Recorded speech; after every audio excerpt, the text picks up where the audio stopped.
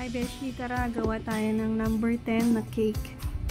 Sa paggawa nito ay kakailanganin natin ng silicone mold na 1 at 0.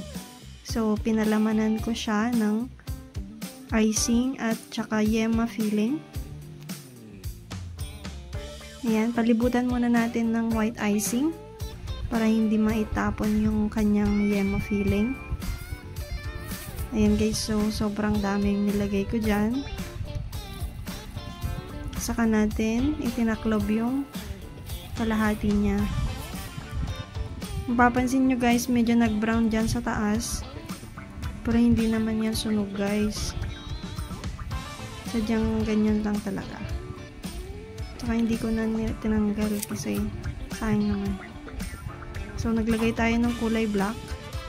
Actually guys, mas prefer ko ang black ng